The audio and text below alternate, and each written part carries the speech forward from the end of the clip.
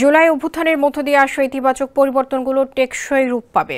ছাত্র রাজনীতি সুস্থ ধারায় ফিরবে, শিক্ষার্থীদের অধিকার ও স্বার্থ সুরক্ষিত হবে। এসবই এখন ঢাকা বিশ্ববিদ্যালয়ের শিক্ষার্থী ও শিক্ষকদের প্রত্যাশা। এই প্রত্যাশা নিয়েই মঙ্গলবার অনুষ্ঠিত হচ্ছে ঢাকা বিশ্ববিদ্যালয় কেন্দ্রীয় ছাত্র সংসদ ডাকসু ও হল সংসদ নির্বাচন। ইতিমধ্যে শেষ হয়েছে ভোট প্রদান কার্যক্রম। এখন অপেক্ষা ভোটের ফলাফল প্রকাশের। রিটার্নিং কর্মকর্তা অধ্যাপক ডক্টর গোলাম রাব্বানী জানিয়েছেন, ডাকসু নির্বাচনের ফলাফল রাত 11টা বা 12টার মধ্যে প্রকাশ করা হবে। মঙ্গলবার গণমাধ্যমকে তিনি বলেন, 80% বা তার বেশি ভোট কাস্ট হয়েছে। এর আগে বহুল প্রতীক্ষিত ডাকসু ও হল সংসদ নির্বাচনের ভোট গ্রহণ শেষ হয় বিকেল 4টায়। শুরু হয় ভোট গণনা।